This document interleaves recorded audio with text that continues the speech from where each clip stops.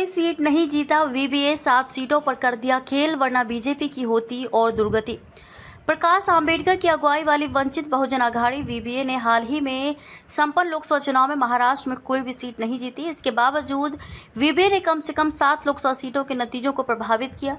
नतीजों के विश्लेषण से ये जानकारी मिली, यदि वीवीए महाविकास अघाड़ी में शामिल हो जाती तो इन 7 लोकसभा सीटों में से कुछ विपक्षी गठबंधन के पक्ष में जा सकते थे।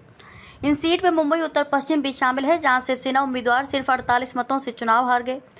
एमवी से नहीं हो सका था गठबंधन। दरअसल एमवी के साथ गठबंधन के लिए असफल वार्ता के बाद वीवीए ने महाराष्ट्र की 48 लोकसभा सीट में से अधिकांश पर अपने उम्मीदवार उतारे या उम्मीदवारों का समर्थन किया। Doctor B R. अम्बेडकर के पोते प्रकाश आंबेडकर ने अकोला सीट से चुनाव लड़ा, लेकिन उन्हें हार का सामना करना पड़ा। 70 साल के दलित नेता ने अतीत में 2 बार लोकसभा में अकोला का प्रतिनिधित्व किया है। अकोला में तीसरे नंबर पर रहे आंबेडकर। इस बार वीवीए नेता के मैदान में उतरने से अकोला में मुकाबला त्रिकोणीय हो गया। भारतीय जनता पार्टी के उम्मीदवार अनूप धोत्रे और कांग्रेस के उम्मीदवार अभय काशीनाथ पाटिल विदर्भ क्षेत्र की इस सीट पर 2 अन्य प्रमुख प्रतिद्वंदी थे। धोत्रे ने 4,57,030 वोट हासिल करके जीत दर्ज की। उनके निकटतम प्रतिद्वंदी पाटिल को 4,16,404 वोट मिले, जबकि आंबेडकर 2,76,747 मतों के साथ तीसरे स्थान पर रहे, जिसने अंतिम परिणाम को प्रभावित किया। औरंगाबाद सीट एआईएमआईएम के हाथ से खिसकी। औरंगाबाद छत्रपति संभाजी नगर में शिवसेना उम्मीदवार संदीपन राव भुमरे ने 1,34,650 वोटों के अंतर से जीत हासिल की। उन्हें 4,76,130 वोट मिले, जबकि उनके प्रतिद्वंदी और मौजूदा सांसद ऑल इंडिया मजलिस-ए-इत्तेहादुल मुस्लिमीन एआईएमआईएम के इम्तियाज जलील को 3,41,480 वोट मिले। वर्ष 2019 में वीवीए ने एआईएमआईएम के साथ गठबंधन किया था। इसके कारण जलील को औरंगाबाद सीट पर मामूली अंतर से जीत मिली थी। हालांकि इस बार वीवीए ने अपने उम्मीदवार अफसर खान यासीन को उतारा, जिन्हें 69,266 वोट मिले।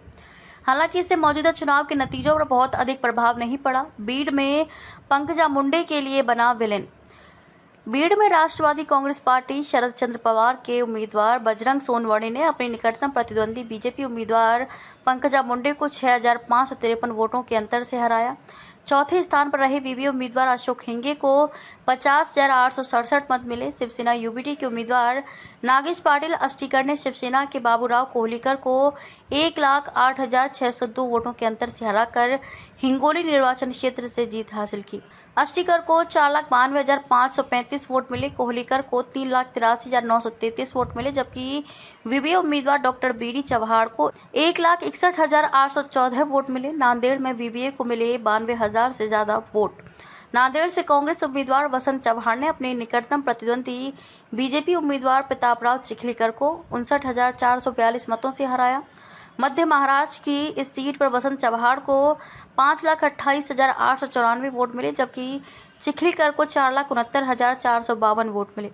तीसरे स्थान पर रहे वीवीए उम्मीदवार अविनाश भूसीकर को 92,512 वोट मिले।